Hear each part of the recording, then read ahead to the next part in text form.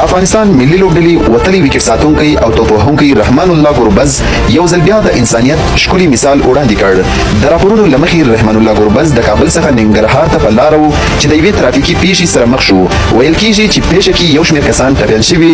ګوربز د انساني همدردۍ له مخې یو ټپي کس په خپل موټر کې کښېنوي او تر ممکنه حده یې د هغه مرستې هڅه وکړه. رحمان الله ګوربز وروسته له خلکو وغوښتل چې د سفر پر مهال له احتیاط څخه کار واخلي، د ترافیکي اصولو درناوی وکړي او نه یوازې خپل ژوند بلکې د نور انسانانو ژوند هم خوندي وساتي. دا ډول کړنې ښیي چې رښتینی اتل یوازې په میدان کې نه بلکې د خلکو د خدمت او مرستې پر مهال هم اتل وي. ستاسو نظر څه دی؟ د رحمان الله ګوربز د دې انساني اقدام په اړه خپل نظر مو کمنټونو کې ولیکئ. رحمان الله ګوربز د انسانیت ستر مثال وړاندې کړ. سلامونه ګرانه هیوادوالو، خدای دې وکړي جوړه خوشحاله وي. زه د ننګرهار نه روانه د کابل نه روانه د ننګرهار په لاره وم. دا هلک ما سره دغلته پروت دی.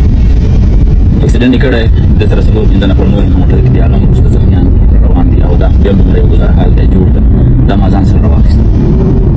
یو نیمه ګنټه کېږي چې لاره کې را روان یو، نه خو لاره کې شمعانه شته، نه خو کوم ډاکټر شته چې مونږ ورته وښیو. همداسې روان یو، دا خو کول د خدای چې کوم ځای کې ډاکټر او شفخانه مخکې راشي چې مونږ به دا ورته وښیو.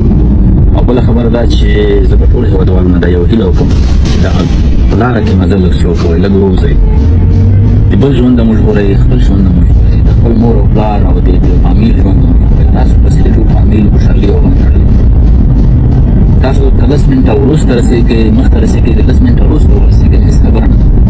نو که تاسو چېرته دغه شانته ډرایوینګ کوئ، هم بل په خطر کې هم تاسو په خطر کې.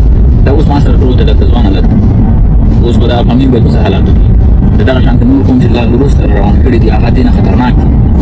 ولې ظالمانو لږ ورو وځئ، لږ ورو وځئ. نور د ویلو شی نه وایم، دومره وایم چې د بل ژوند نه مو ژغورئ، خپل ژوند نه مو